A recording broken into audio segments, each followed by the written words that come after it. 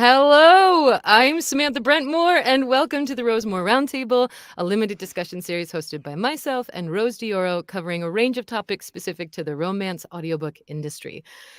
This 10th roundtable discussion centers around parenting while narrating in the romance industry and beyond.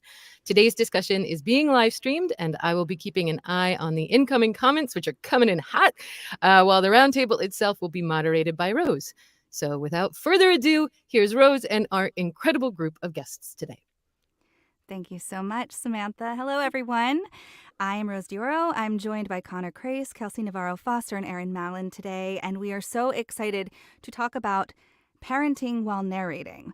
And there's so much to explore in this topic, and I will just start us off by saying even getting here today was a perfect example of how challenging it can be to be a parent and narrator at the same time, or really a parent and anything else, if we're being honest. So the 3 out of the 4 of us that you see on your screens had sort of last minute changes in our kids' schedules or our own schedules, having to do something with picking up our kids from school or their naps, it was a mess of challenges right at the end, and we all worked it all out. But I thought it really was indicative of what daily life is like working in this industry and having young children.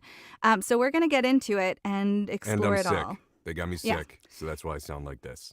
So, And one kids more. are always bringing home crud. So that's another thing we'll talk Yes. about too. Yeah. When you work in an industry where your voice is the whole shebang, and you're having a little sticky monster bringing home junk all the time, sometimes that vocal quality is threatened. So we'll talk about how we navigate that as well. I want to start off just by doing some introductions. As I said, I'm Rose Dioro. We're going to all share how long we've been in the industry, how old our kids are, if we feel comfortable, to kind of get us started. I've been a narrator for a decade, maybe a little bit more, and have worked as an actor long before that as well. And I have an 11-year-old and a 6.5-year-old. And I'll pass it to Connor. Hi, I'm Connor Crace. I've been narrating and voice acting probably for over 15 years now.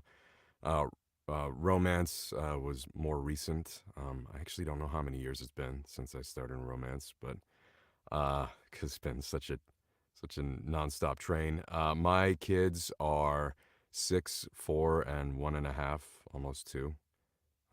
So, were there other stuff? There's a problem going first. Nope, I think Is that that's good? it. Okay, You did it. great.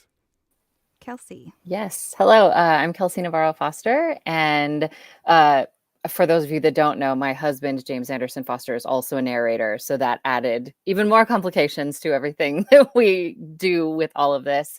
I have been narrating for 7 years now, actually 5 years full time, because I came outside of like the arts industry. It was something I always wanted. It's what I went to school for. But life and children happened. And so I was in other stuff before this. And between James and I, we have 5 kids together from 17 to 2. So it's a party. I'm Erin Mallon. Hi. I did my very first audiobook in 2010, but the work didn't really pick up for me until like 2013. So that's when I started to go full time. And I was a stage actor before that and did like radio spots and TV commercials and stuff like that. My kids are 9, 6, and 3. And yeah, I think that's what I got. Yeah, so we have a range of experiences of time in this industry, of ages of kids, and it sounds like for all of us, we were all doing. I guess for most of us, some of this work was in play before having kids. So a little later into the conversation, I'm really curious to hear about how that shifted and what it looked like pre-kids versus post-kids. But let's start off with the positives. I know there's a lot of challenges we're going to discuss, but I think that there are some gains in having children and working in a very feelings-oriented field. And maybe we can just kind of unpack some of those a little bit. If anybody has some thoughts they want to start us off with, things that you find to be a pro of being a parent and narrating. I can tell a cute story. Great. So my son is in third grade, and when he was in first grade, he was really struggling with writing. He's a kid who, if he has a lot of information in his brain, or he's told he can do anything, I think adults are like this too, then he gets shut down and he won't do anything. It's too much in his brain. And so he started reading Captain Underpants books and really fell in love with them. And one day I caught him kind of like writing for fun and doing some fan fiction. And I was just like, oh, try not to freak out too much because I was so excited. I didn't want to shut him down with my excitement. But I was like, buddy, this is so cool. And then he illustrated them. And I just wanted to get him writing confidently about anything. And so I said, listen, if you want to keep doing these, every Captain Underpants book that you do, I will narrate for you. And I have to remind them sometimes of like what I do. I was like, when mommy goes in the booth, she's telling stories just like this. And I'm like, and this is a great story. I'd love to tell this. And so I started doing that for him. And he would give me a script, and then he would go to school and he'd come home and he'd be like, Mom, did you narrate it yet? And I was like, oh, I was in the middle of doing, 200 pages of something else. But I was like, oh man. So then I had to stay on top of it. But it was really cool because we had this awesome collaboration. And I wasn't joking when I said like he was my favorite author to work with, because it was just such a joy for me. So that's a fun thing, collaborating with your kids. Yeah, I love that. The sort of modeling of just artistic endeavors, I think. And also, I think just having the tools. Like I've had experiences like that too. If I have this booth, my kids have interest in making something or doing something, and they can use it too. And I can kind of teach them a little bit about how it all works. And I think there's something so cool. I think because we do so many of us do this work from home, it gives us this special opportunity to really invite kids into the behind the scenes of it all, right? And gets them inspired to make their own things too. I think that's very cool.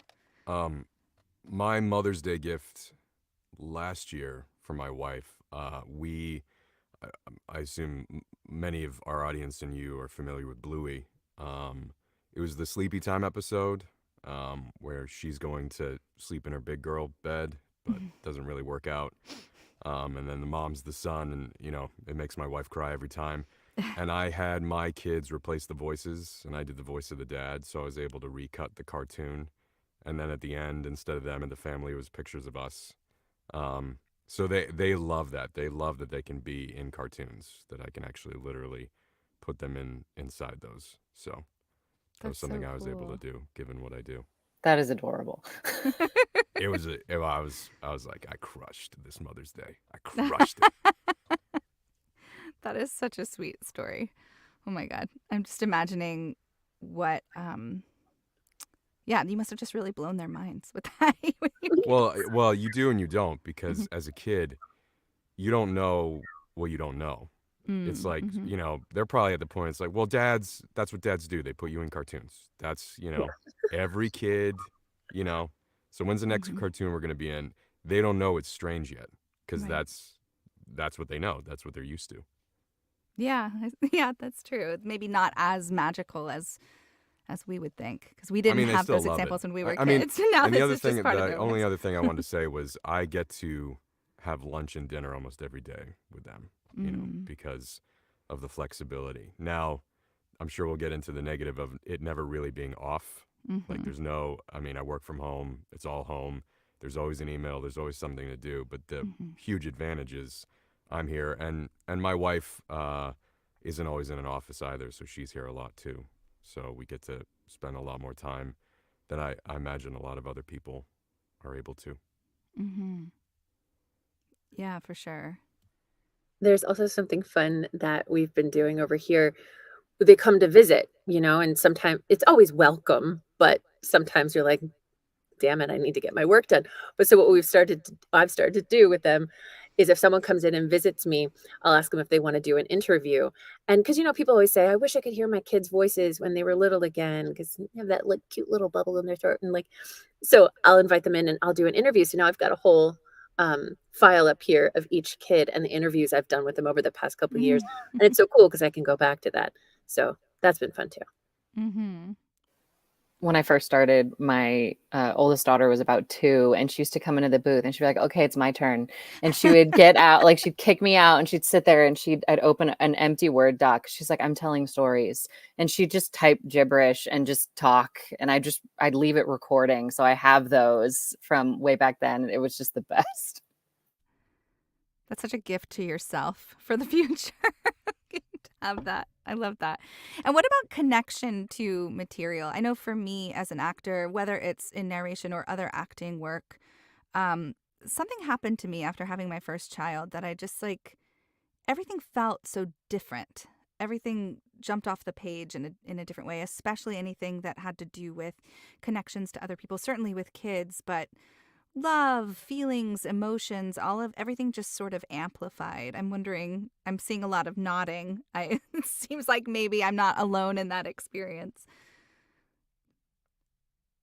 If anyone else sees that as a pro of being both a parent and an actor, narrator. I mean, your range of how happy you are versus how sad gets a lot bigger when you have, I mean, what is it, the old saying, you're only as happy as your unhappiest kid kind of deal. Mm-hmm. So, everything is heightened by the fact that it's not really about you in the same way anymore. Mm-hmm. Mm-hmm. And I remember looking at my wife, my daughter was born, and maybe she was like 6 months old. I'm trying to think back as to when it was. And I remember looking at her and being like, it's not going to be just us soon. Because it felt when the baby was born, like we had a new person, but she wasn't here yet. Do you know what I mean? Like, and now we have a bunch of other people in the house. They come with their own likes and dislikes. They come out of nowhere. It's just like, you came out of my wife liking this color, not liking that. And it's just like, almost fully formed with these opinions, very strongly held opinions. But I remember looking at her and being like, it's not going to be just us anymore. It's going to be other people. Mm-hmm. And that flip once she started talking and wanting to do other things and doing that stuff.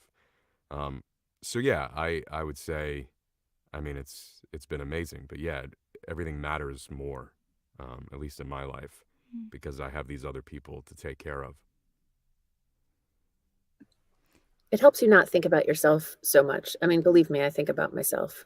But like, when I say that, I mean like, am I doing this right? And doubts and like, what should I be doing next? And is he okay? And she okay? So I'm thinking about myself into like how well I'm doing things and balancing everything, but I don't stress about me anymore the way I used to, because there's just other places your mind needs to be, and that is kind of a relief.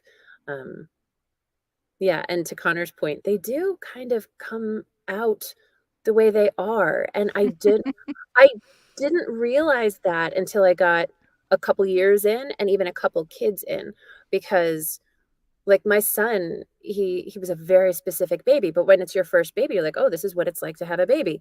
And now he's 9 and I'm like, "Yeah, you were always you. You were absolutely always you, just smaller and couldn't talk yet."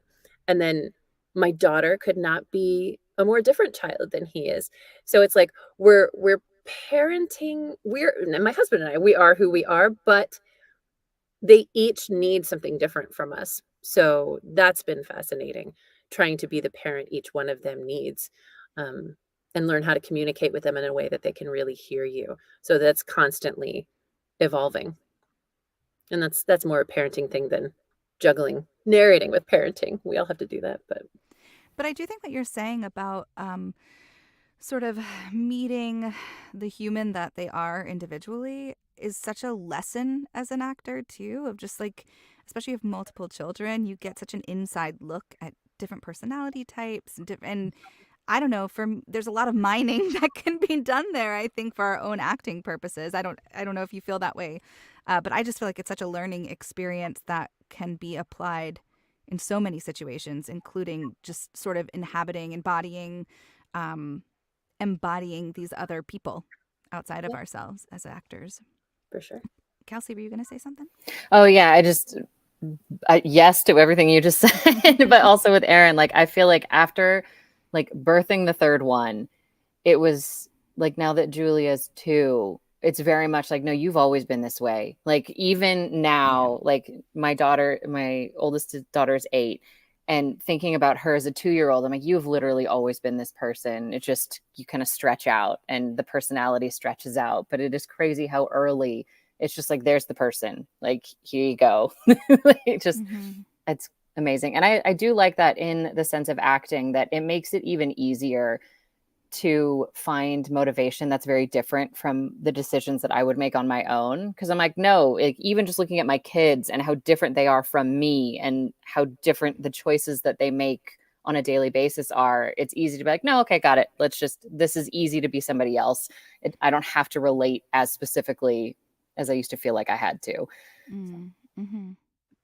Well, hearing you say that made me think of something that I think when I was a younger actor, I was trying to be who I thought other people wanted to be. And this is mostly in stage and TV and film stuff, like go into the room and be who they need or who they want. And it's a kind of backwards way of thinking because their options of who they can have are endless. So it's a cliche, but it's true. Just be who you are, because they've never had a you before. And so I think as a parent, it's not about making him or her the way I want them to be. It's about letting them be, creating an environment where they can be the absolute fullest expression of themselves. And so watching them do it and trying to sort of like shepherd it along is also good information to give back to myself. I'm like, what am I telling my kids? What do I want for my kids? Can I kind of reparent the little Erin kid in myself that maybe didn't hear that, and got to be nice to her too. Definitely. I think we definitely learned so much about how to parent ourselves and parenting our own children. Let's think a bit. I want to shift a bit to talk specifically about romance and maybe some of the benefits of being like what you bring to the table as a parent narrating in this genre. We touched a little bit on the connection that you learn from parenting. Is there anything specific? Can you think of anything specifically that has come up over the years that has deepened in your narration work in romance because of being a parent? Something about emotional connection. Well, on a technical level, doing little kid voices, the ages better. So if I'm voicing a 4-year-old, I'm going to voice them differently than a 6-year-old. I'm not going to give a 7-year-old a really syrupy, sweet voice, even if the language is sort of doing that. Put too much on top of that's going to make it, I think, intolerable for someone's ears. So like my husband and I have a joke that before we had kids, he would look at a toddler and be like, I don't know, are they 2? Are they 7? I don't know. But like now I can look at a baby and I'm like, 4 months. That's a 6.5. Like you just know now. That happens to us all the time in television shows. I'm like, that baby didn't come out of that woman right that day. Totally. That's like a 7-month-old. Look at the size of that thing. She'd be dead.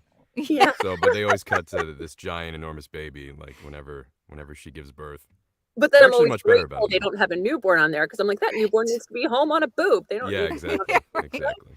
I think it's like 3 months is like the minimum, like the youngest they can be on film. So yeah. Yeah. But also on the emotional side, I mean, I remember I had to do a scene in I won't tell you the book because it is a spoiler, where the mom had to take her daughter off of life support. And I lost my damn mind. I'm like, I can't be here and I'm sure most human beings that are narrating that scene would have a similar reaction. But knowing like my little daughter was asleep in the room next to me, lost my damn mind. And I'm like, all right, don't be the girl that snots all over your microphone. Take a breath, come back. Like I'm not someone that's like thinks that that's the epitome of acting, like being so emotional you can't handle. I'm not about that. So I'm like, yes, you need to color this with that emotion and let it be there, but you can't be a snot fest. And I was a snot fest. So technical term. I'm super sensitive. Yes, the technical term. I am super sensitive to those moments in books too. And it is as a sort of there's a lot of technique around how to kind of hold it together in those moments that feel super emotional, and I have definitely become a far more emotional person in general since having children, and anything that shows up with a struggle with a child in a book when narrating is really extra challenging to get through. And I always wonder, from the listener's perspective, um, if those moments come across as more connected, or do you just hear me trying to hold it together? Or, I always wonder about that. Um, I don't know if you all think about that at all. It's like, is it a blessing or a curse that you're so deeply connected to this particular moment in this scene or whatever it is? Well, I had a voice teacher, my voice teacher in grad school, and she's a huge reason why I'm able to do what I do. But she started off being like, I don't care what you feel. And if you want to have a group of actors clutch their pearls and be like, excuse me? And her point was, it doesn't matter what you feel. Mm-hmm. It matters what the person experiencing the artwork or the show or whatever it is feels. Mm-hmm. And so it always started, I mean, for me, that really resonated. It's about dramatic function. That's why we have so much technique. Because if I've had those moments in the booth, like, my fans know For Lucy was like that for me, by Julie Ann. Like, there's stuff, I don't want to give anything away, but, there's stuff in there. I had to go up and hug my kids like every hour. I couldn't, But on the flip side, it's like what Aaron was saying, where it's just like, if they can't understand you, well, then you've gone too far. And then, so maybe you're feeling it and you're like in it and it's pure and it's beautiful, but especially with a book and narration, but even in stage and TV and whatever, if they can't understand what's going on, then it's kind of immaterial to them. They understand that you're upset, but they don't really know why, and they're not following anymore. So I think you can use it to fund it, but then you have to rely on your expertise and technique to pull that back to make sure that you're still telling the story for their sake, because it's their experience and their feeling that matters. Absolutely. That's a great point. Kelsey, it looked like you were going to say something. Oh yeah, I agree that it is a blessing and a curse, because like I was doing a zombie book and there was child loss and I just lost my shit. Mm-hmm. I was like, I have to take a break. Like this is not an appropriate character response. This is a Kelsey response, and like I gotta chill out and come back and do this again. Because yeah, it can be too much sometimes, but we still do it. I think it's that classic acting advice of like, if your character is drunk, you don't play them drunk. Most of us, when we're drunk, we want to show you that we got it together. Like, we're not drunk, but you play it all sloppy and they're like, that's acting. And I think it's the same thing with these big emotional moments, particularly in books, because we don't have these bodies on stage that people can read information in other ways. All they have is your voice. And it's so intimate right in people's ears that I think it's more interesting to try not to cry. How can I get through this terrible moment in my life when it's like ravaging me? And I think that kind of authenticity comes through. So it's good, but it's tricky because we're also in kind of a landscape where people love to praise big performances, and sometimes that's exciting. But I think we just have a line that we have to walk, because we are delivering someone's book. So if the performance becomes all about the performance, sort of to Connor's point, they're thinking about that person performing. They're thinking about that narrator and not the story. So it's delicate. Absolutely. It's all about balance, as everything is. And I think some of the challenges of being a parent and a narrator all come down to balance as well in our daily lives, in our schedules, as we started this conversation talking about, with all of the many challenges that we have to juggle, which we'll kind of break down a little bit in a minute. I'm curious to hear the why of sticking with this, of being a freelance artist and a parent, and having to, I think if you have like a regular 9-to-5 job, and you're a parent, there's obviously built-in challenges with that as well, but there might be more, maybe the schedule is a little more structured for everyone in your household. But when you work from home, and as a lot of us were saying, we have some of our kids at home with us, you have to kind of figure out your own version of structure, and it adds this other layer of difficulty. Why do it? Why stick with it? If anybody has any thoughts about that. I think Rose is trying to get us to quit. Definitely I not. mean, I've been doing this for 20 years. I'm unemployable anywhere else. The idea that I have an option, like, what else would I do? I mean, I love it and it's going well, but when it's not going well, I'll have to figure that out because I don't know how I'd get a real job. I don't really. It's been a long time, so yeah, I wouldn't trade it. I mean, when COVID hit, everyone just started living the way I had already set up my life. I had worked from home for years, and my gym's at home, and I uh, I think I've told this story before. My wife and I used to live in Chicago, and my favorite place we lived in Chicago was downtown. We were on the 17th floor, floor-to-ceiling windows. It was like a conversion, and it had an indoor gym, indoor pool, like outdoor hot tub. It was the coolest place I ever lived. And she was my girlfriend at the time, and she's like, "You have not left the house in a month." And I was like, "Nah." I mean, now this was January in Chicago. We had our groceries delivered, and she's like, "I marked it on a calendar. You have not left." And I was like, "Good for me." I could point to the wind because there were floor-to-ceiling windows. I was like, "Look at those people. Look at them on the elevated platform in the sky freezing. Good for me." So I've always been this way. So it's like home is fine by me. Yeah. I mean, I don't envy people with 9 to 5 jobs, particularly when it comes to my kids. I love that I can drop them off and pick them up. And like my little guy's in preschool, so he's in school from 9 to 12. And then my older two are in first and third.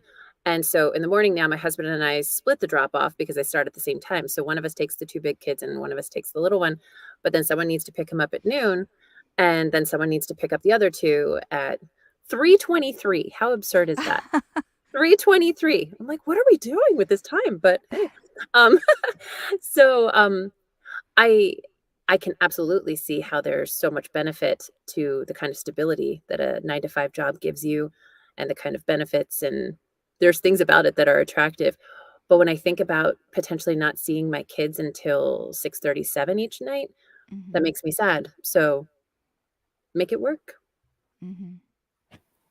Yeah, someone who did worse than 9 to 5 for a really long time because I worked in retail management. So it was, 6 a.m. to whatever, 4 p.m. I was averaging 60 hours a week working. And then got out of that and got into a 9 to 5. And that was absolutely beautiful. But that was when I was trying to get into narration at the same time. So it was like, okay, cool. As long as the kids are awake, I'm here. And then as soon as they're asleep, I'm out. Like I'm in the booth until I pass out. And then I get up and I do it all over again. And that was 2 years of that. So this is much better. I definitely prefer this and the flexibility and all of that. And for James and I, it's extra interesting because we have one booth. So it kind of forces us to split the schedule. And for COVID, we really had to look and be like, okay, is this financially sustainable? And we realized it was, because whatever we would pay for childcare, because Julia was so little, it was a wash. And so like, that's dumb. Let's just do this. And we split the day in half, and one person takes morning shift and one person takes afternoon, and we split pick up and drop off and all of that.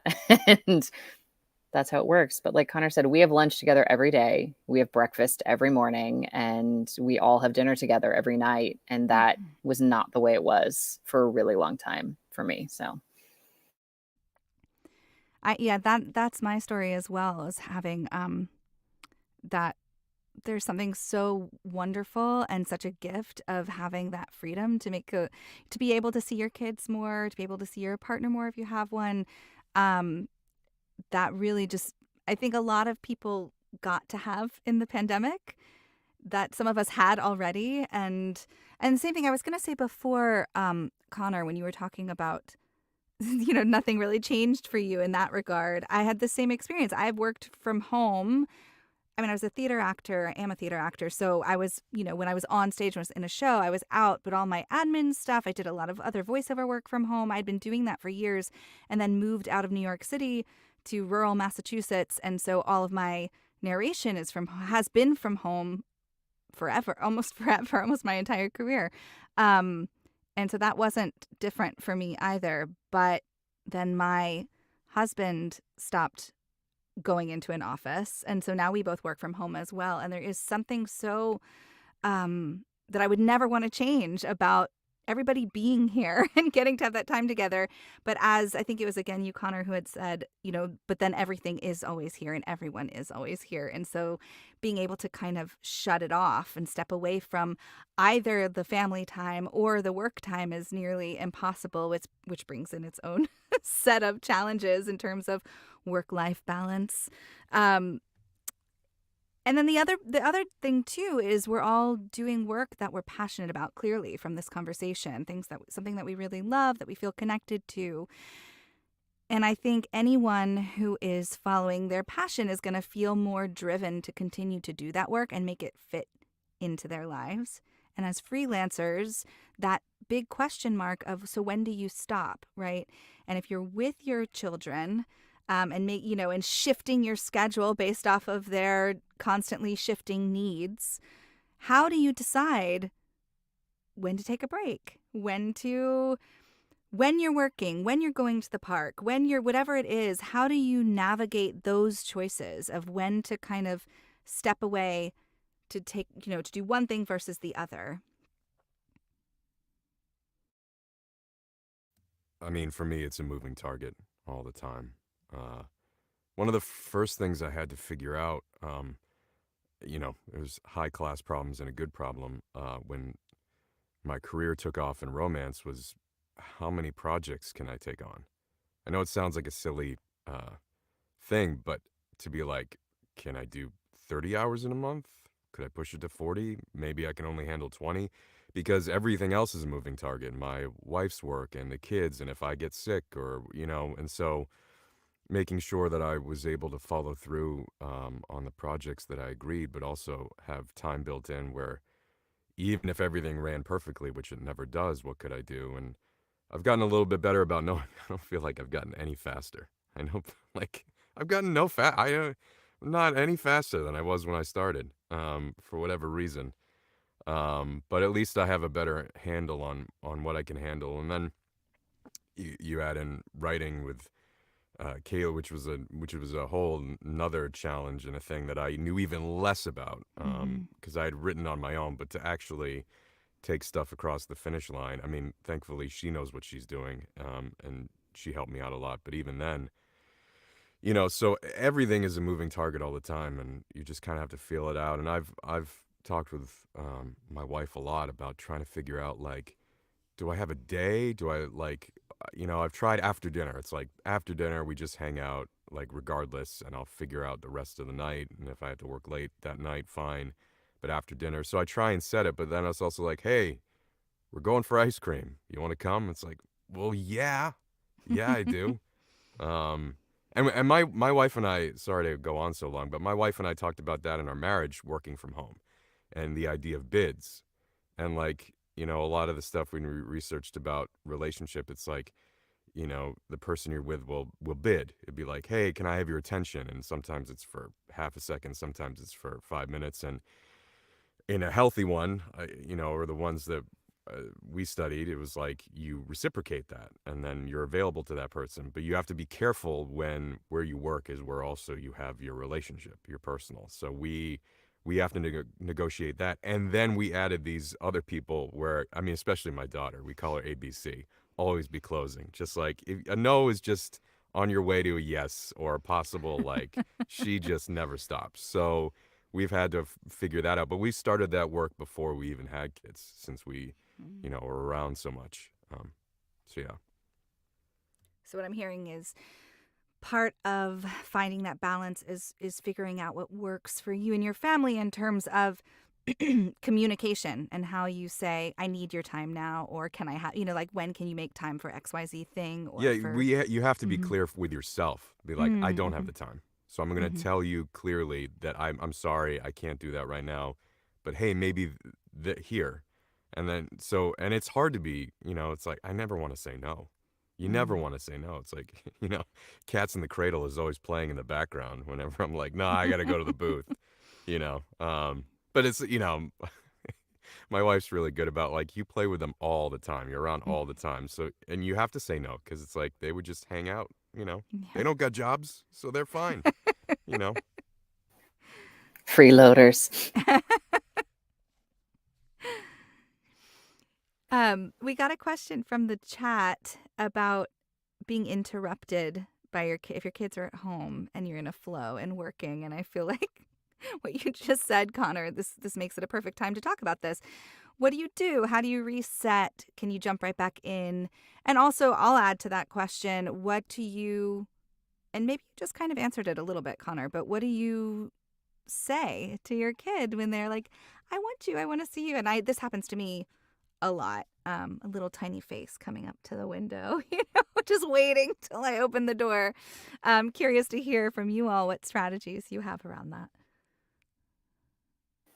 We are hard boundary people in this house. So like when we're up in the booth working, because ours is up in our bedroom. And so it's kind of not in that main space. So we'll usually warn if we have to come in and grab something and be like, hey, I got to grab something out of the bedroom or whatever, just so that way we don't scare the crap out of the other person, like walking in the room.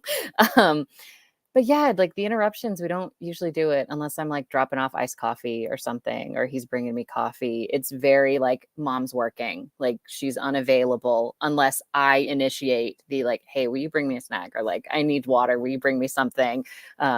Yeah, we just set really hard boundaries. So like, because our time that we work is so short, because we split the booth, it's like, this is my 4 hours in the booth. I cannot mess around with that time. Especially if I'm even attempting to get like 2 finished hours done. It's like, I have to sit down and I'll see you at dinner kind of a thing. So yeah, we don't have a ton of flex unless my schedule is lighter. And then I can be like, yeah, let's go for a walk or whatever. And your kids will adhere to those boundaries as well. Oh yeah. Yeah. The older ones know better. I don't think we have boundaries over here. Well, so my booth is on the ground floor. This is considered a bedroom, but we kind of made it like a combo thing. My husband is a jujitsu instructor and a CrossFit guy. So when COVID happened, we already had me set up the booth in this room, which is right next to the kitchen, which is a challenge. But we needed to turn this into a studio for him too, to lead training sessions via Zoom. So now there's soft flooring all over the room out there. And so we would ping pong. He would come in and he'd lead a class. I'd go in and I'd do a couple chapters. During COVID, everyone was just doing what they could. My kids don't intentionally interrupt that often, but this is sound treated, but it's, if I hear a lawnmower out there, that interrupts too. So it's all happening.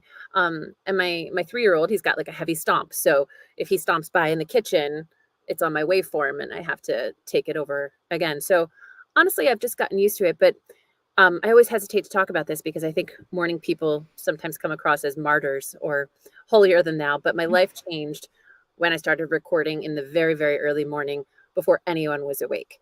And that's easy for me because I love working in the morning and I love going to bed at night. So it works for me.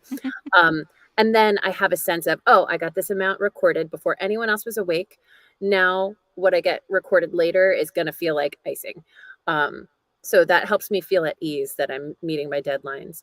And I don't have to get upset with children because I don't want them to grow up in a house like, mommy's working, you got to be really quiet. Like, I don't want that vibe.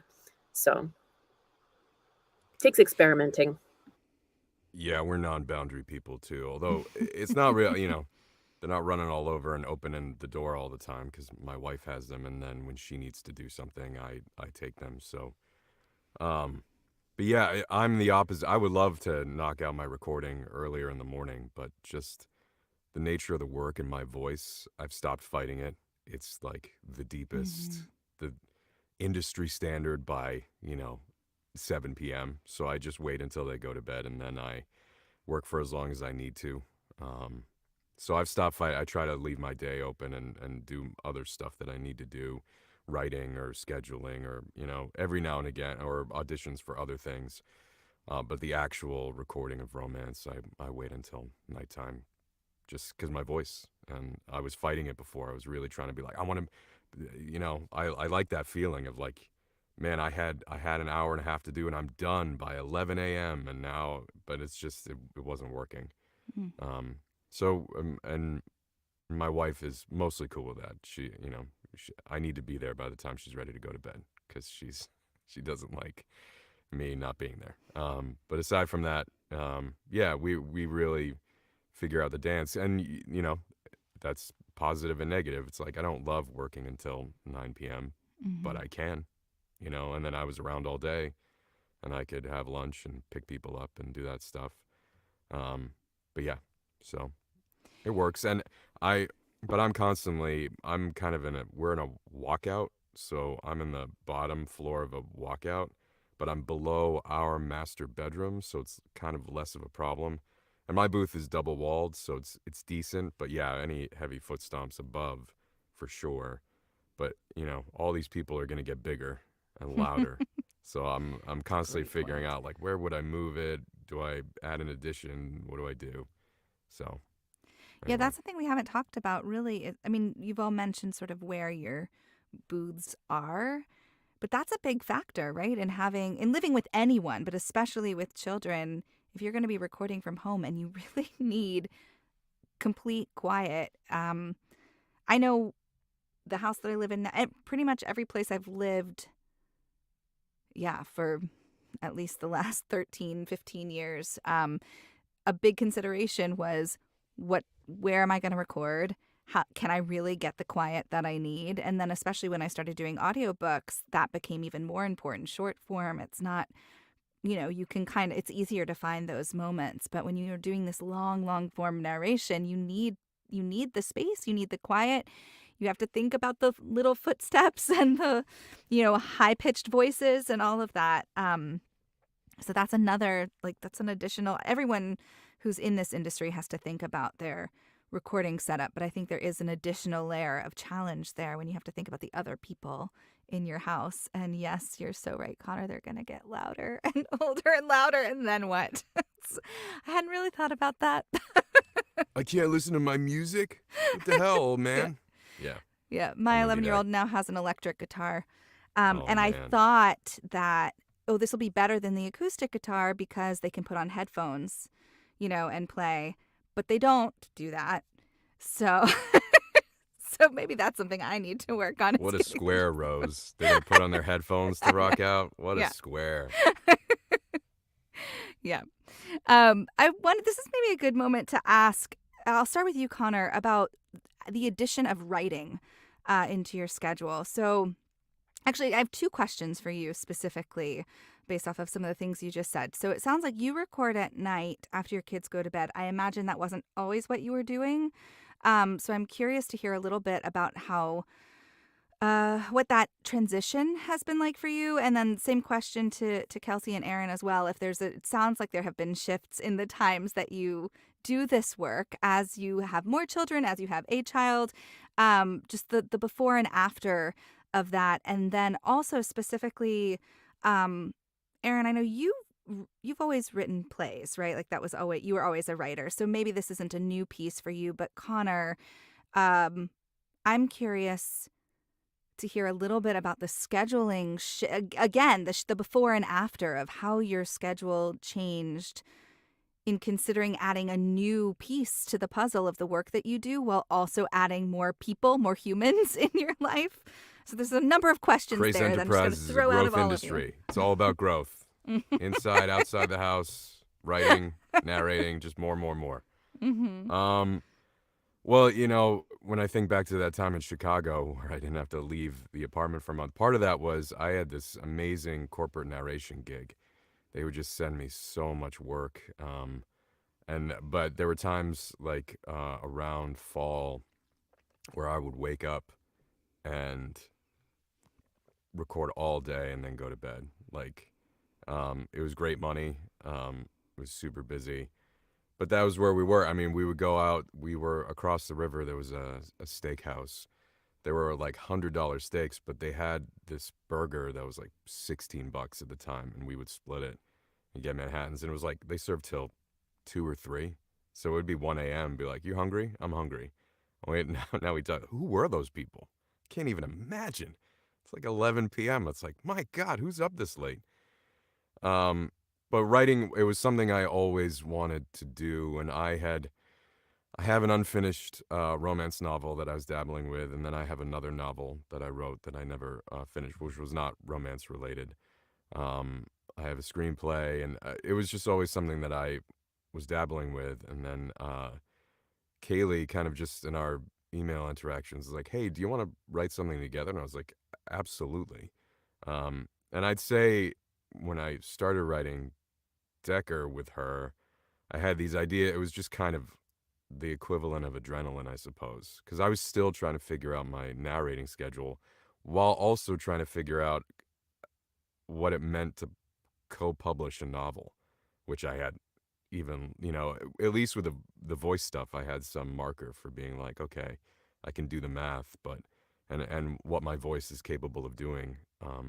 But with writing, it's like, yeah, I didn't know. I had no idea. And it was a blessing and a curse. Well, it was mostly a blessing. I didn't want to let Kaylee down, so like, if it was on my own, it would be very easy to be like, yeah, let's go get ice cream. Um, but if somebody's waiting for pages, couldn't really do that. So I've certainly published a lot more than I would have on my own, I believe. Um, but yeah, that's been an add-in to the moving target. But it's a nice compliment. It's a different. I had to learn this about myself over the years because I always liked acting, but I knew I could do other things. And it always made me feel like, well, then I guess I'm not in the, because you hear that all the time. It's like, unless you need to do this, go do something else. Because, oh my God, there's so much easier stuff to do. But I think the thing that I realize is I need to tell stories. But I don't really care about the vehicle as much. There was a lot of different ways, directing and editing and writing and acting, and I really enjoy all of it. And I think I need the storytelling, but I don't need any particular vehicle. But it's really, really fun um, to be on the other side of that. So it is a lot more work, and it is a lot more stressful. I mean, if I was, not that it isn't difficult narrating, but um, I think I'd have an easier time putting that away than I do writing. And maybe that's because I've been voice acting longer. I've been acting a lot longer than I have been writing. So writing is the newer, more difficult thing, but that also makes it, the a really fun challenge. But yeah, that's harder. That's harder to turn off. Yeah, Erin, did you have anything you wanted to share about um, how it shifted for you, balancing all of the many hats that you wear and parenting?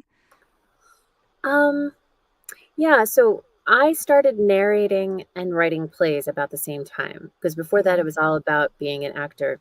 And so it's funny because I didn't put out my first book until 2020, but so a lot of people think that that's when I started writing. Right. But it's so funny that for the long, I experienced this thing where it was like two different worlds. The people that cared about my theater work were interested by the fact that I was a narrator, but they weren't going to listen to it.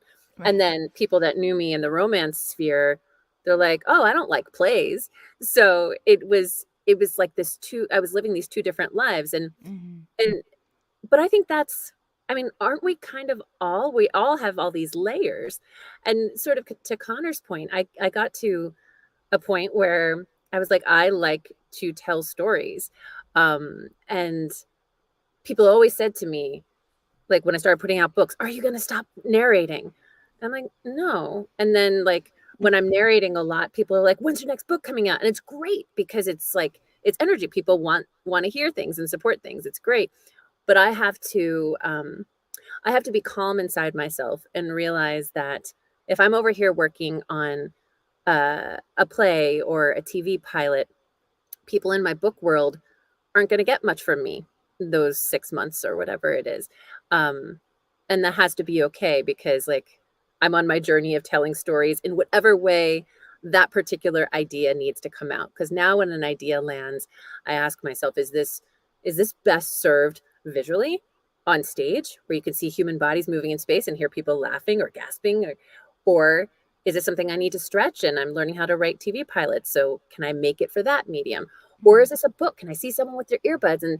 And that changes the way you tell the story. And that's a really fun challenge for me.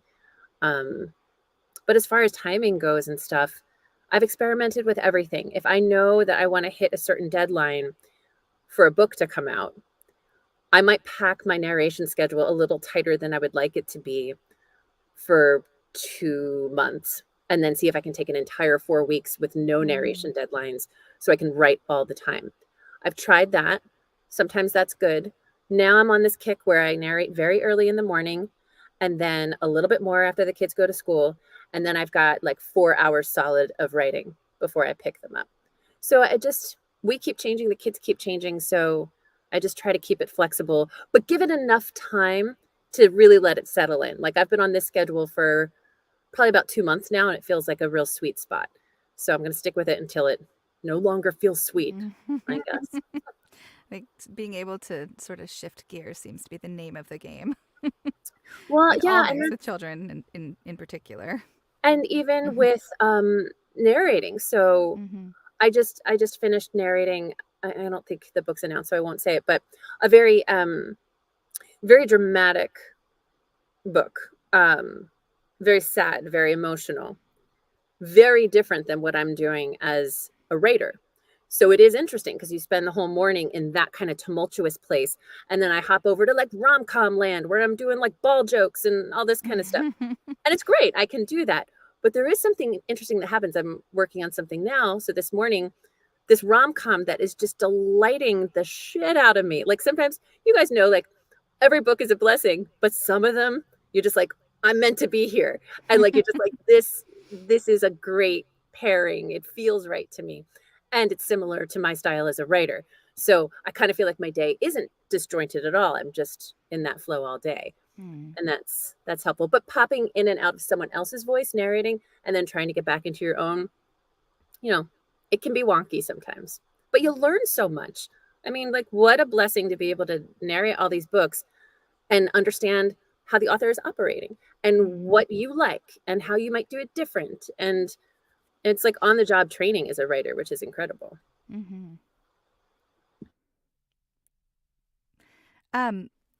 Kelsey, I have a question for you. I'm just thinking about you have a lot of people in your house. Yes. And we had a question from the chat, which coincides with the sort of meshes well with a question that I had as well. In the chat, someone was asking about between kids and the schedule of audiobooks, how far in advance do you have to schedule time off and vacation? And my question was going to be about saying no to projects for more family time. And I'll add into that another layer of finances. There's, as freelancers, you don't know, the future is not certain, right? I mean, the future's not certain for anyone, but I think especially in the type of work that we do, you could be really like, just have the projects really flowing in, and then, that all of a sudden you find that your schedule's empty. So thinking about all of that, the advanced planning of having to bring in, enough money to feed all of the mouths in your household and also plan for, vacation and rest and all the things that everyone wants in their lives. What does that planning look like for you? And I know that I've heard you talk about, like, you know a lot about financial planning. I do. So I feel like you're the right person for this. Yes, question. I am the business nerd, I think, out of us. No, and that's so funny because in listening to everybody, I don't know that any narrator that I know only does one thing. Even as parents and narrators, there's always something else that we're working on. Like my husband's working on his writing now, urban fantasy, and then I do coaching and have all this other stuff at the same time on top of everything else, let alone, God forbid, try to have a hobby on top of all of that for yourself. So for me, the scheduling is the sanity. And a really good friend of mine is a coach, and one of her main things is to have you literally write down your entire week, like from when you wake up until when you go to sleep. What do you have to do? What does that look like? And especially as freelancers, because our schedules are so volatile, like that's a regular thing we have to do and make decisions every day as to what we use that time for, whether it is family time or I'm going to take a nap or whatever it is. Our time is our value, I think, even more than our money sometimes, because that is how we make money. We have to be sitting in the booth or sitting down writing to make that stuff happen. Sorry, that's my soapbox. I'll come back. But for us, everything has to be done in advance. Like we have to know 2 or 3 months in advance if we want to take time off. I actually plan time off every month. I call them my magic weeks, because projects come last minute all the time in our industry, or you get sick, or the kids have to go to the doctor, or something happens. So I leave. Kids get you sick all the time. I leave space for magic, and that's why I call it the magic week, because I like to you have to leave space for those opportunities to show up, because otherwise you have to say no. Because I have kids and I have family, I don't have the flex anymore to just kill myself and get up at 4 and work until whatever and stay up until 1, because I used to do that. I used to get up and narrate from 4, sometimes 3, until the kids woke up at around 7.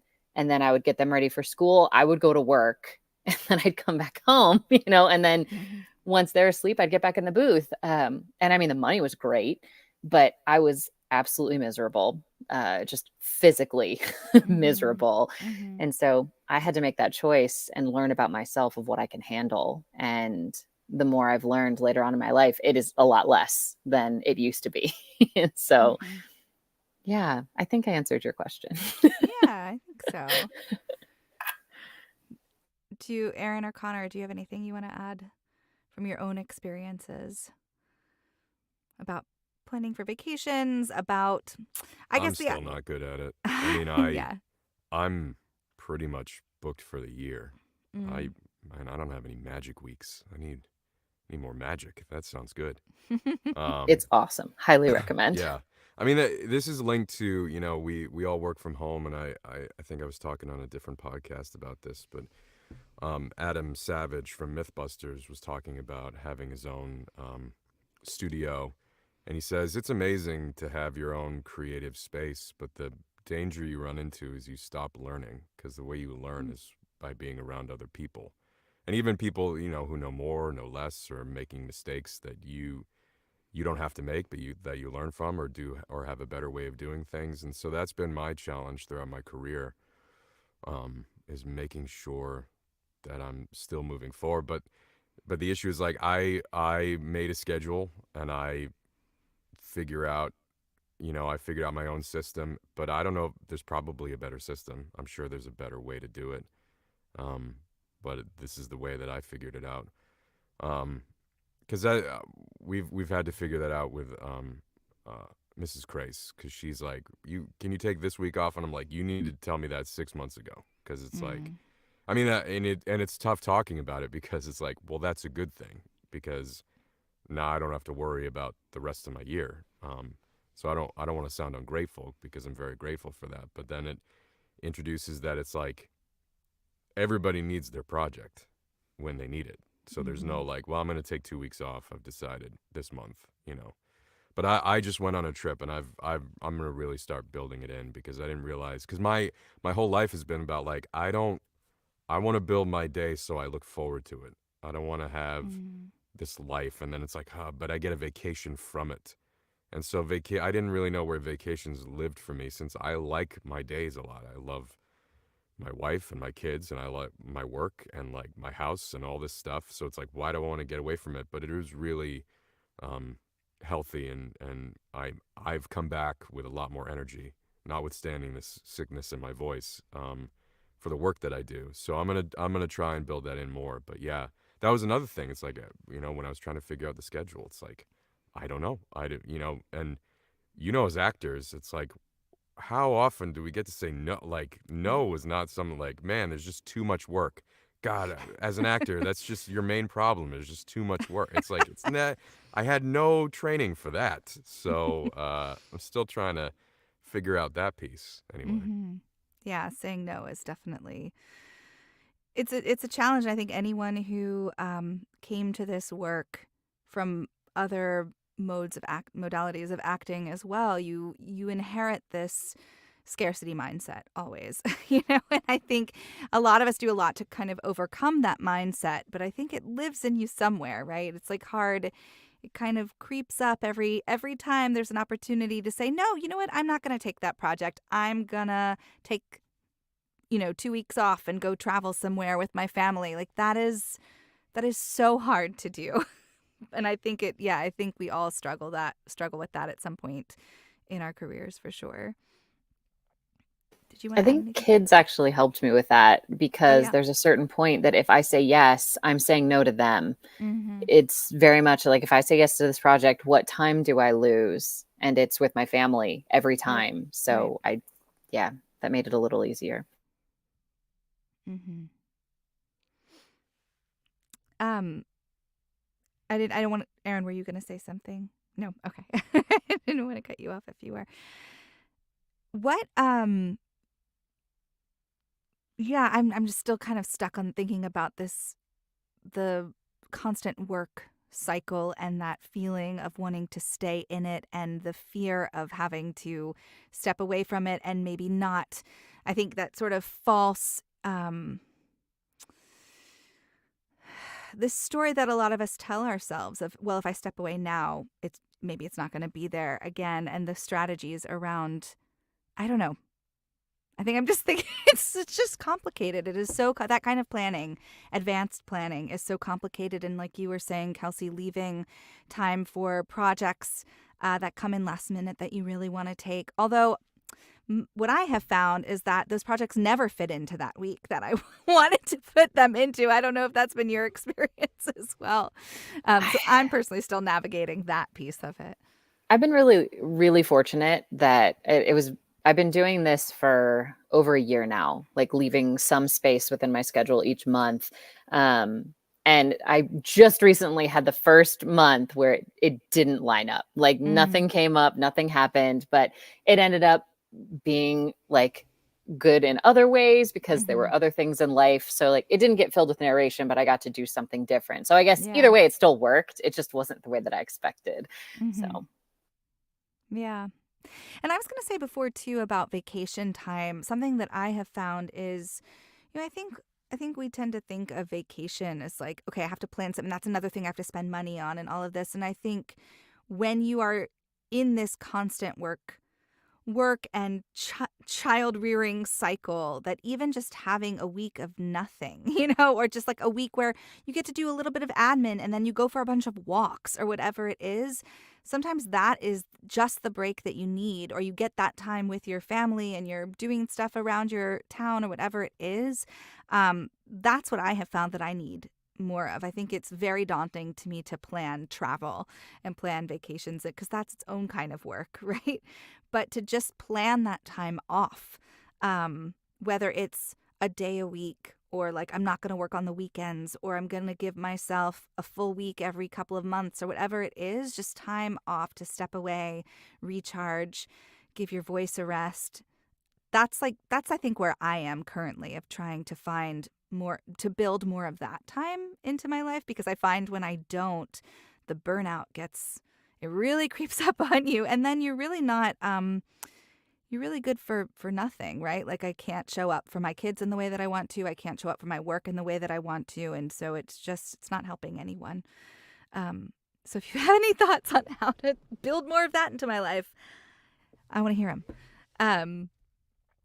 What about when, you've done all the planning, you've given yourself all the breaks you need, all of that, but as we said, your kid gets sick, you get sick, a project ends up being, moving into that crunch time zone.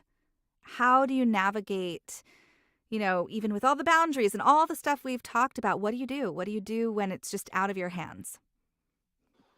I think you just have to communicate it to the people that are waiting for what you want. And it's tempting, or waiting for the files. It's Mm-hmm. tempting to wait too long to communicate because you are a positive person and you think it's going to work out and your voice is going to clear or the kid is going to get back in school or whatever it is. But I've learned it's better to reach out sooner than later.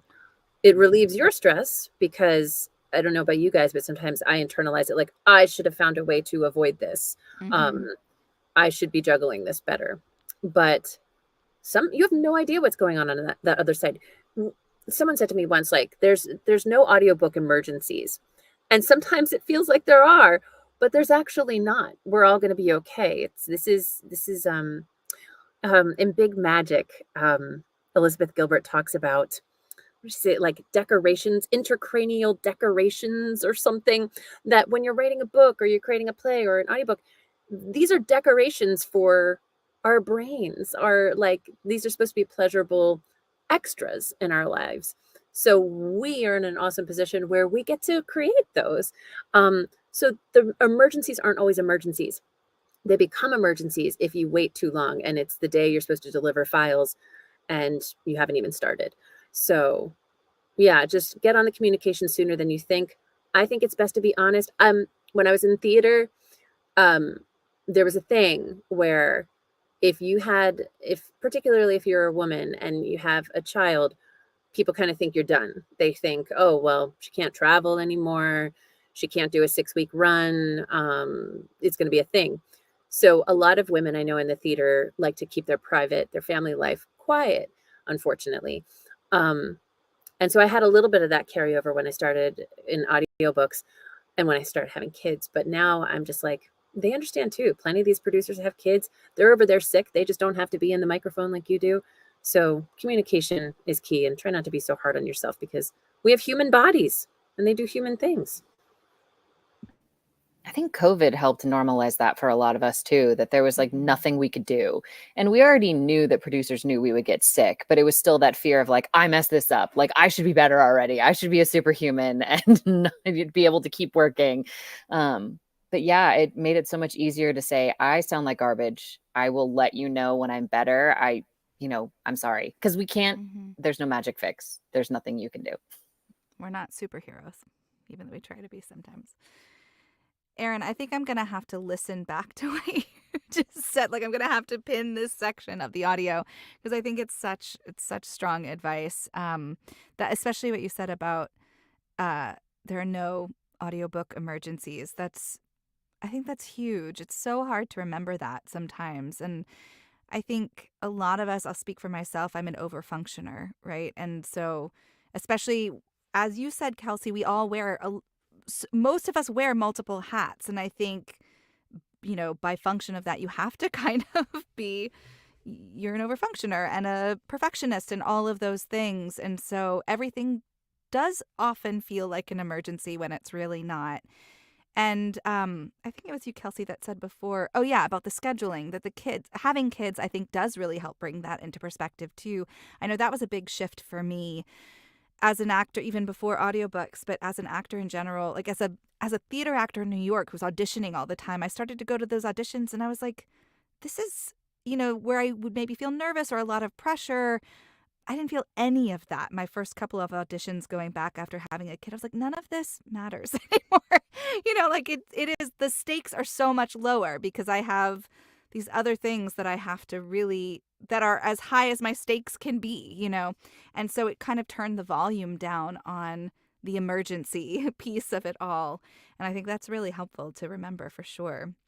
Someone asked in the chat if any of us have worked with a coach, life or business, or other outside help to navigate work-life balance, overcome scarcity mindset, all the stuff we're talking about. I'll just speak for myself and say therapy is really great for that.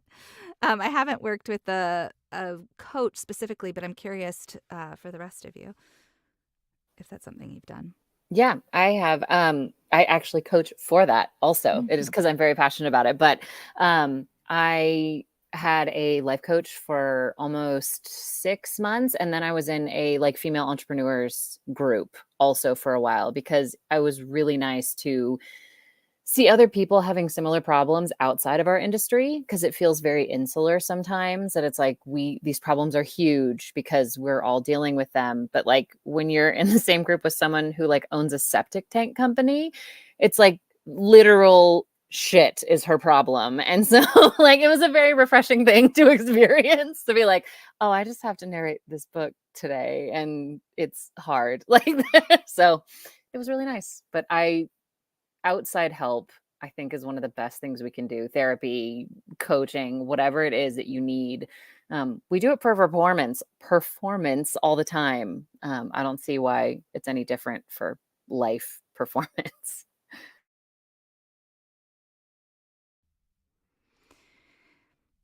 And yeah, Erin. Yeah, I work with a coach too. She's been my coach since right before I had my third baby. So it's been 3 years and change. And she just knows me so well now. And she doesn't use the words life coach. She also doesn't use the word business coach, but I mostly talk to her about business stuff.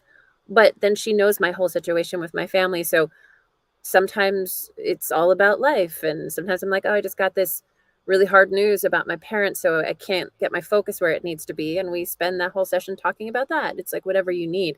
But I resisted getting a coach for a long time. And now I have no idea why, because it's, well, it can be expensive sometimes, but it's an investment in you and what you want, and setting goals, and not those steering your own ship and then having like a co-captain on the side being like, you said you want to do this. Is that still what you want? Because this doesn't seem to be making you happy. I don't know. And you can change your mind, but sometimes you can get that from a partner or friend. But I think it's helpful to pay someone and have them just really be in this space to help you figure out what's best for you. So I found it totally invaluable. I definitely find that when thinking about the finances of this that we were talking about before, it can be really helpful to build in the support people you need, right? When you're juggling so many things, I've started to put a lot of emphasis on, okay, so how can I continue to show up in the world in all the parts of my life in the way that I want to? And sometimes the answer is I need to offload something. I need help in some way. And sometimes it's, it's a coach, or it's a therapist, or it's an assistant, or whatever it is, but thinking strategically about how can I budget, and how many more projects do I need to take on in order for this to make financial sense? And usually I have found that there's a way to do it, and it makes everything better. And sometimes that's childcare too, right? Like finding and paying for the childcare that you need in order to have the brain space to show up in the ways that you intend to in your life. My coach says a lot to me, because I come at her with these ideas. I'm like, oh, this idea landed. I want to do this. And then I'm all passionate about the thing. And she's been alongside me and seeing many of those things come to fruition. She's also seen me get hyped up about something and then realize it was all hype, and it took away from my life instead of adding to it. And so she always says, she's always really good about it. She lets me have my passion. And then she's like, okay, to say yes to this, what do you have to say no to? And I hate that question, but it's the best question to ask a person like me, because I'm like, okay, you know what I've realized? That so this is maybe too personal. Worry takes up a lot of time. Like scrolling social media takes up a lot of time. Just so these days I'm asking myself kind of those like micro questions. What do I have to say no to? It's not about what do I have to say no to this audiobook project or writing this book. It's usually like, how can I eliminate that weird need in me to spend a certain portion of my day worrying? Because when I spend a portion of my day worrying, it can drag on. And that's when really cool ideas can't drop in because I'm somewhere else. Or if I mindlessly reach for my phone, suddenly a half hour's gone by. And maybe I needed that. Maybe I needed like a brain drain moment just to let everything go and look at stuff. But mostly I don't need that. So these days I'm kind of asking myself those questions like, what would happen if I eliminated worry just for the day? I can worry about something else tomorrow, but for today, it's a worry-free day. And whenever I have the impulse to reach for my phone, replace that with sitting outside and asking whatever you believe in, what's the way to solve this chapter I'm trying to write, and watch the ideas drop in. Because like power comes when you allow yourself to focus. And I think allowing myself to be distracted or in worry is some weird part of me that doesn't want to grow or move forward, or is worried about how people are going to perceive my next move, when in reality they're not thinking about it, right? So maybe that's a little too existential, but that's No, what I I'm think trying to say no to. that's great. Again, another thing I just want to put a pin in and come back to again later and listen to when I need reminders. I want to switch gears and talk about content, because we all narrate in romance and we have kids of varying ages. I would love to hear from you all about how you navigate that with your children. Do they know that you narrate romance? Do they know what that means? I know I think we've all gone to in-person events. Some of us have traveled with our kids there. What does that look like? And also thinking about the people in your kids' lives. I know I've talked to narrators who, they use pseudonyms because for whatever the reason, the parents of of their children's friends or schoolmates, classmates, they don't want them. They need to keep those parts of their lives separate. Any thoughts about that, or advice for other narrators out there that are navigating this as well? I'm still figuring that out. Mm. We're quickly running out of time, I suppose, since my daughter is 6. Once you, this is going to sound tautological, I suppose, but once you make something a secret, it is a secret. Whereas if it's not a secret, then it's not. I'm not quite sure how to articulate that at the moment, but I think that's the thing we've been playing with, where it's just like, oh, that's the thing that happens. Mm-hmm. Or like, You're talking no, about it's the thing that we don't talk normalization, I about. guess, right? Like, I'm sorry, what was that? whether you normalize something or Yeah, not. yeah, Mhm. yeah. That's, Mm-hmm. but I don't. When we have conversations about it, it's not something that I'm ashamed about, but also like, we made them and we shut the door. Like it was a good thing we made them. It's a perfect, all the things that we do in these books and amongst our marriages and such are healthy expressions of that, of being a human being. But you still shut the door. You don't do it. You don't talk about it in certain areas, and I don't think that's about shame or about it being a bad thing. That's about like there are different areas that are appropriate. And the problem is the internet has flattened all that. It's like it's all there all the time. There's no doors. There's no like, well, you talk this way in front of your parents and you talk this way in front of your kids and you talk this way at 2 a.m. with your friends after too many beers. And like, but if it's recorded and it's on the internet, it's all there all the time. And it's like, so we're probably leaning towards it, not broadcasting it and not being a thing and not saying it, because that should exist in this space and not that space, if that makes sense. But I don't know. Maybe that's the wrong way to go, and maybe we change our mind. I don't know. I don't think there's a wrong way. I think with all things with parenting, it's the choice that you make.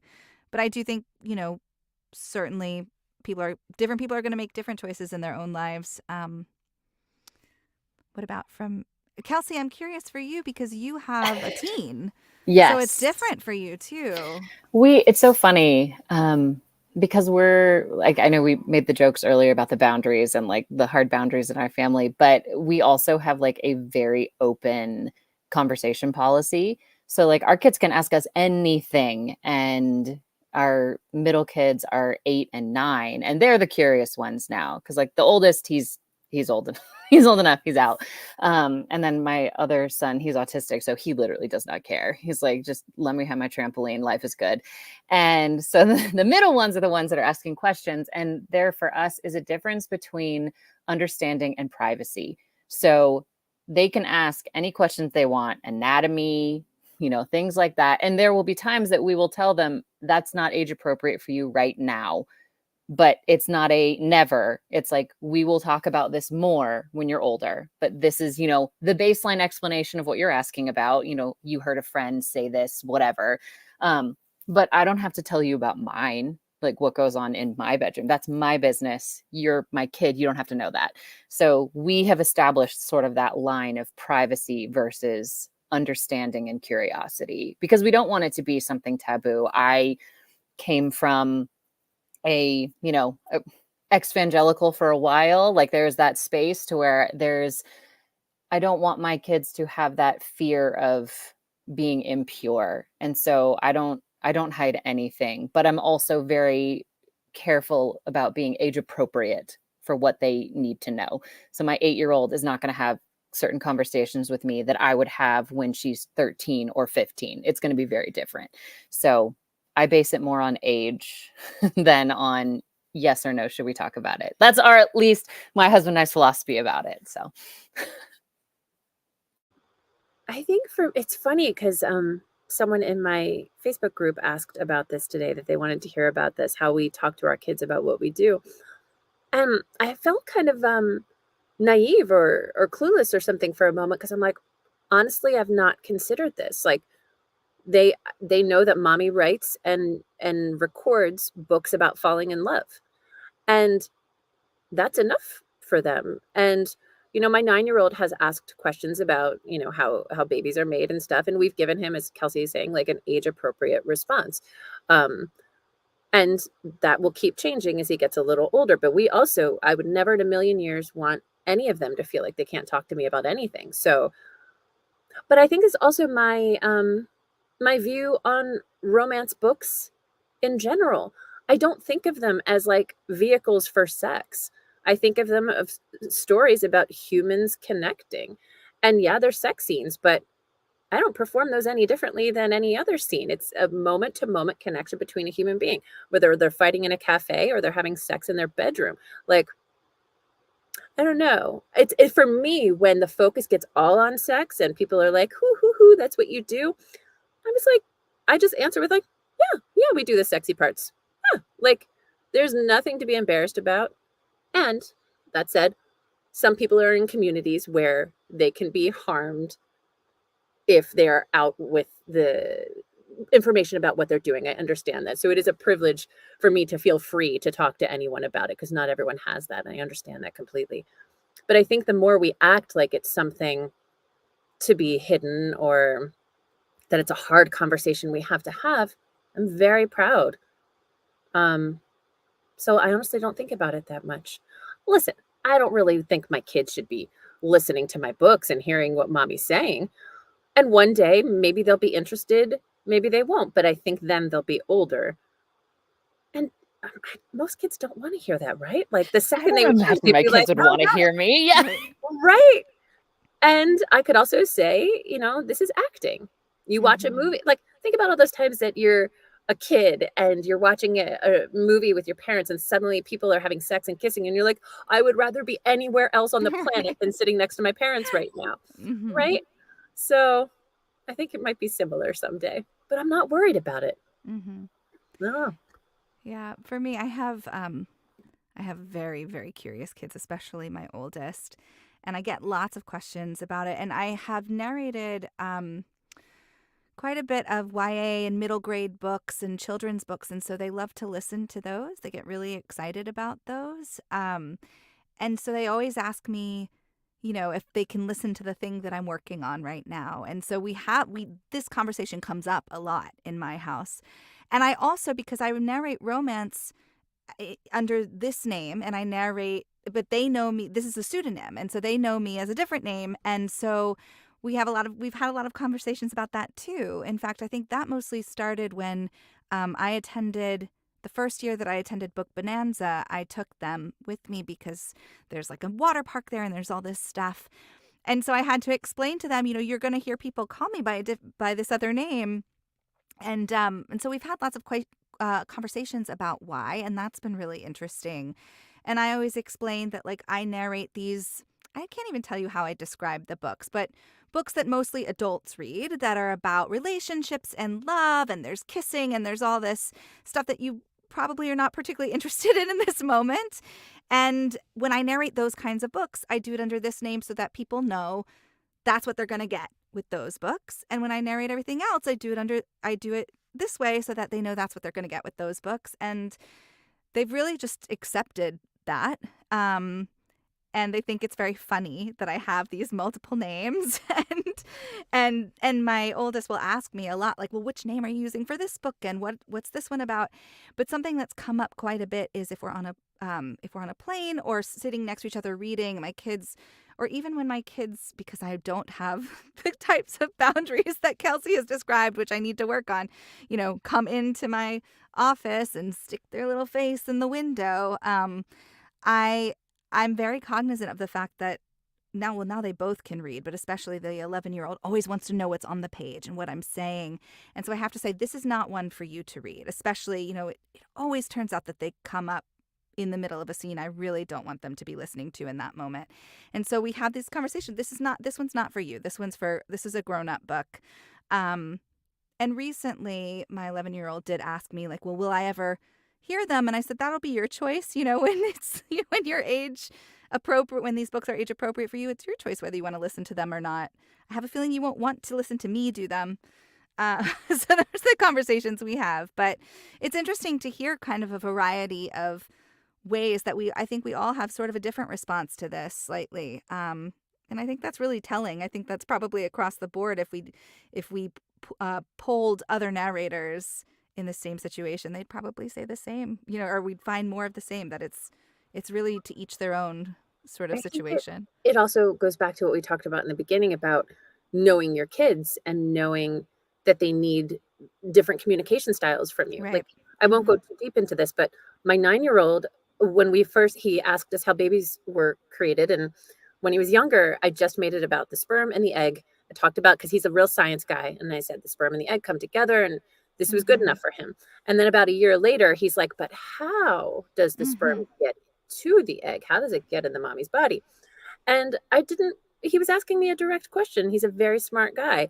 So I told him, and his reaction was hilarious and perfect. And he's like, are you telling me that you and Dad did that to make me? And I was like, yeah, bud. I was like, yeah. And all he said was, he's like, I don't think June is ready to hear this. His little sister. I was like, she was 5 at the time. She's not going to hear this. But I knew he needed me to be honest about how it happened. He was a little grossed out, but now he knows, and he dropped it, and he'll have more questions later, and I'll tackle them hopefully age appropriately when that happens. So I found, like, similarly to what you said about there's no audiobook emergency, and that we kind of as humans, I think, have a tendency to worry, to expect the worst, to think all of those things. And I found with kids so much of this stuff, all these big questions that we know they're going to ask us someday. When you engage in conversation with them, it ends up being so much, just so much simpler than you expected. Usually when I have a big conversation with my oldest about any of this kind of stuff, it ends in, okay, can I have ice cream? Or, this reminds me of something about alligators. Or, it's like they move on to something else so quickly. And we spend so much time, many of us spend so much time, like, fretting over, how will I ever handle this topic with my child? We're running out of time here. I'm curious, just quickly, if one of your kids expressed an interest in being a narrator, in working in romance and working in any genre or any kind of freelance artist work, what would you say? Would you say yes? Would you steer them in another direction? No son of mine is going to be. I mean, it's like, the accountant family, and they want to be an actor. We're an actor family. No, you're going to be an accountant. I mean, my wife, we met, I was doing Shakespeare, and she was assistant directing at a Shakespeare festival. So it's in their blood. I mean, they're screwed. My daughter already is, like, making faces, and, like, she was really in love with doing that cartoon. But I don't know. I think one of the advantages that my wife and I have is because it's been a pretty non-traditional path for us, is we're pretty good about being awake and cognizant of how you set goals, like big life goals, and try and track out, well, what would it mean? What would it take? Kind of, I mean, a little bit of what Aaron was saying, but on a really large scale of, like, all right, you want to go to the school, why? These are the student loans. This was a conversation our generation didn't really have. It's like, well, how much is that going to cost you, for this? And it's like, so, but then that's going to take away from your business later. So now if you spend that money on school, you won't have that for, so I think it'd be about teasing out what is their actual goal versus, because linking to what I said earlier, where it's just like, it took me a while to figure out, it's like, I don't need acting, so am I making the right decision? And it's like, oh, the thing I really need to figure out was like storytelling. That's what I need. So what are some alternative pathways that I can think about, or what would be a better, perhaps a better way to do that? I hope that I can help them with that, whatever that looks like for them. I have no idea. My God, I don't even know what that's going to look like in 15, 20 years. I mean, change accelerates. It's just getting faster and faster. So I don't even know what that looks like. We don't even have the same guardrails that we had even 20 years ago or 30 years ago. So I think the thing I can do for them is to be like, okay, let's really break down what you want and let's go from there. And also, like, let's make it facile. Let's make sure that you can change course because you're young, and you may want to make a different decision. So let's not also lock you into anything that would be a mistake. So, yeah, a tentative yes, I suppose. Yeah, I heard a study that's very similar to what Connor's talking about, that most of the jobs that our kids are going to have haven't even been invented yet. Like, think of all the jobs that people have right now that 20 years ago we had no words for. There was no need for it. So I never ask my children the classic, what do you want to be when you grow up question. I don't think a 9-year-old needs to know. If they wanna talk about it and dream about stuff, let's do it.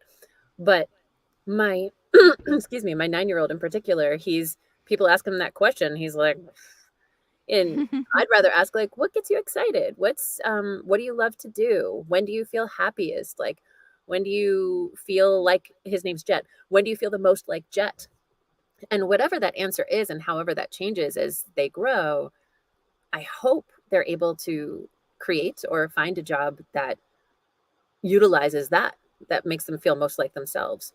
So yeah, whatever they want to do, I'd be totally down for, as long as it's something that is really lined up with who they are, not something they think they should be doing or think they should be wanting. Yeah, I second that. My daughter already wants to. Our son is already in performing arts school. That's what he loves, singing. And so we want to support, but I think for us, the biggest thing is protecting them and allowing them to be kids. Because I know it's so easy to be like, let's get them into acting. Like, let's try to do this stuff. And it is so much when they're young. Like, I think it's too much, honestly. If that's what they want to do when they get older, absolutely, like, fully support. But I don't know. I still don't know how I feel about, like, helping with the kid acting thing. Again, if voiceover, it's easier. We're a little more protected, but I mean, we've all seen the documentaries come out this year, and it's just, my job is to protect them, and that's what I'm going to do. Emotionally, physically, whatever. Yeah. Big things to think about potentially for the future. We'll end it there, but thank you all so much. This was such a wonderful, rich conversation to have. As always, as I say at the end of every roundtable, I wanted to go on. I wanted to keep going. I have so many more questions, but I'm going to pass it over to Samantha. Yeah, truly just a beautiful conversation. And while I'm not a parent, I gained so much from this conversation. And it was a reminder of, like, just the deep love and respect I have, not only for parents, but like caretakers of any kind. And also just like the four of you as colleagues. Like, you're just really lovely. So thank you for all of that. Thanks to everybody who was in the chat and joined us for the live recording and participated in the comments. There were so many great questions today. If you missed any part of the discussion or want to go back and revisit any portion of the roundtable, it will be up as a podcast on all forms soon and archived on this YouTube page. If you want to keep up with our guests, you can follow them online at Connor Crace on Facebook, Instagram, and TikTok, at Malin Aaron on Instagram, and you can join Aaron Malin's Feisty Fitsies on Facebook. Did I say Fitsies? Fitsies. It's Fitsies. right? I sometimes mess it up and say fisties, and that's a whole different thing. That's a very different thing. Fisties. Now, Fisties. there's a conversation that you don't want to be having. And you can follow Kelsey at Kelsey Nav Foster on Facebook, Instagram, TikTok, and Threads. Be sure to just subscribe to this YouTube channel or any of the podcast streaming locations we're on so you can be notified of our next set of episodes, which will kick off later this month. Rose and I are going to settle in for a multi-part discussion and deep dive on romance narration and internet culture. We're going to offer ways for you to engage and share your thoughts between each episode to help us further dig into some questions we've had about all aspects of being a member of this community online. It's going to be great. You don't want to miss it. Thanks, guys.